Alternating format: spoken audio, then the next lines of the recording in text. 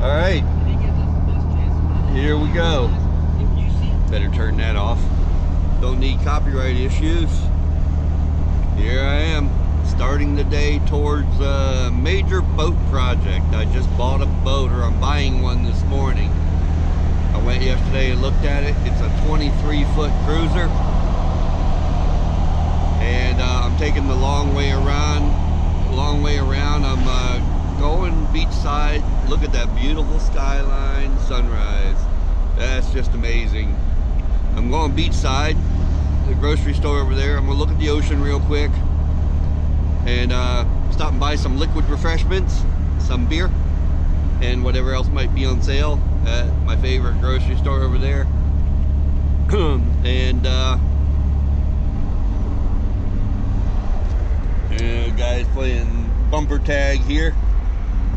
They all think they're race car heroes, NASCAR heroes. Yeah, a bunch of anyway, beautiful skyline.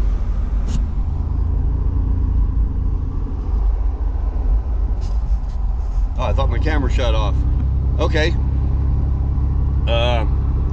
Getting on the causeway here, Pineda Causeway in North Melbourne.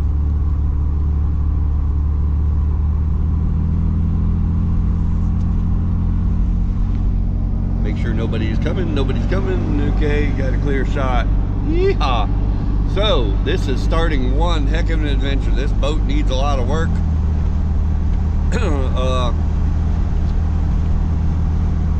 The ad was for $3,000. It came down to there's so much wrong with the boat that they just wanted to sell it for cost of the trailer. Low end value of the trailer because it hasn't been serviced in 2 years. Wheel bearings and all that stuff. Don't know if the brakes are working. It's a tandem trailer. It's galvanized. It is not aluminum. But turned out the value. It's a 1999 trailer.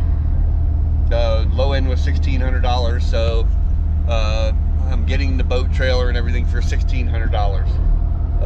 The boat hull is in pretty good shape. No bottom paint. It's a 23-foot cruiser.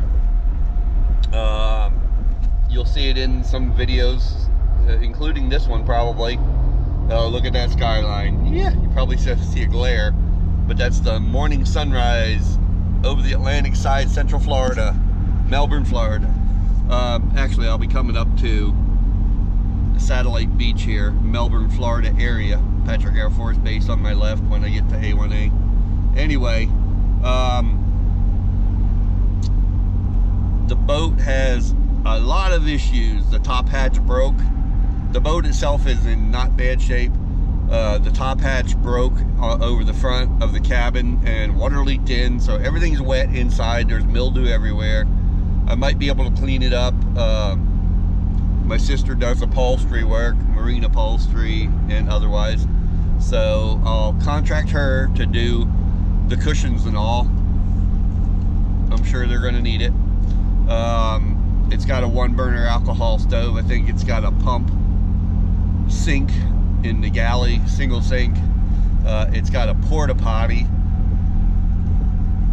in the private head, but I have a brand new flush toilet in a box that I bought for my last cruiser, same size.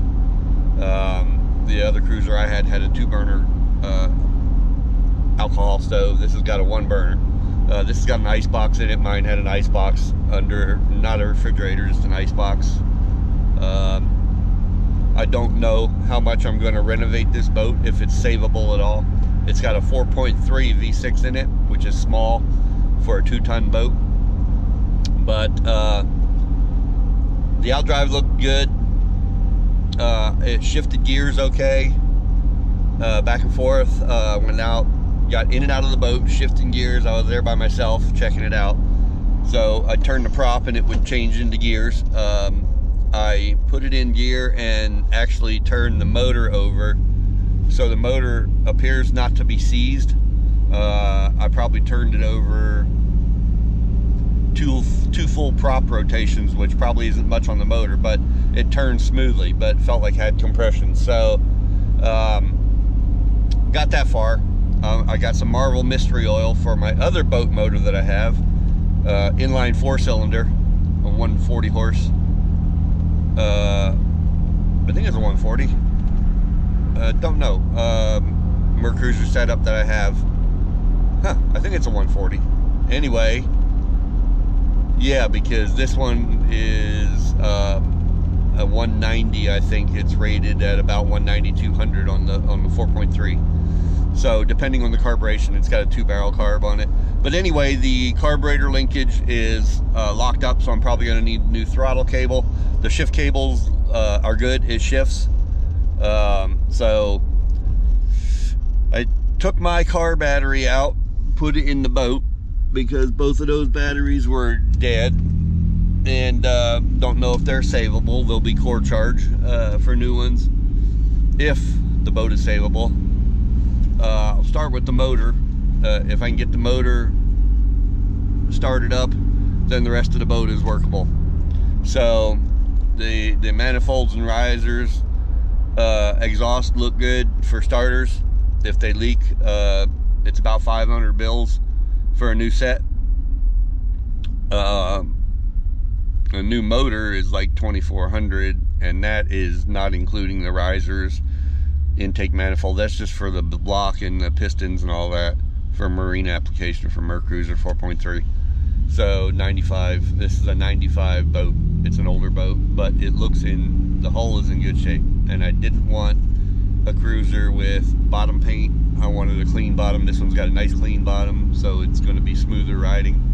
I wanted something I could camp on, a little bit heavier for trolling out in the Atlantic. I like to go down to the Keys, down to Marathon, and I like to go 14, 20 miles out. And I was doing it with a 16-foot boat, 19-foot. 20 would be about minimum, 19, 20. You can do it with a smaller boat. You just got to be smart. Don't go out on bad days. Anyway, heading south on A1A here in Satellite Beach. A couple of favorite surfing spots. Here's one of them. Used to be called Perkins. Before that it was called, geez, I don't even remember. A restaurant before that. Perkins was the last one they ripped down there. Anyway, I'll remember the name eventually. But caught some nice waves there. One of the biggest spots, the spots that hold the best waves, is up here, RC's. It used to be a Royal Castle hamburger joint across the street. They called it Royal Castle Steakhouse, so RC's is the nickname of this surf spot, where the crane is in the building down there. They're building some new buildings there. But when the waves are the biggest, that's one of the spots that hold the size, and the walls line up out there the way the coquina shelves are set up, sandbars, whatever. But that's where the best size walls controllable are when it gets hurricane swells and stuff like that. We did have one swell that the faces were 16 to 21 foot. Perfect storm. I think it was a Thanksgiving back in the late 80s. I missed it because I had to work 10 hours that day, daybreak to sunset, and I missed the whole thing. Didn't even get to go see it. I was assistant manager of a place and had to be there. So, and the only one working that day, so of course the only way the store got open was me going to work. Anyway, this is RC's coming up at this light here. I take it the Royal Castle used to be what is now a donut place right here on the corner, and the surf spot is right over there across the street behind those buildings. There's one little public access still. Most of the surfers go in the shopping center parking lot over on the right, and then walk across the street. But this is the hottest spot when the waves are big. I've surfed it here 5 foot overhead, 11-foot walls. During Hurricane Gabrielle, we had 7 days of 11-foot waves, 5 foot overhead. I'm talking face size, wall size. And I surfed 5 days and was so tired I did not get out for the 6th and 7th day. I was just beat up. He can only handle so much. 6-hour days and 11-foot waves and cranking waves. Anyway, and but anyway, all right, I'll sign out now, and check back in later. This is going to be some boat renovations videos to continue my fishing expeditions. This is Captain Stevo. Talk to you later. Bye.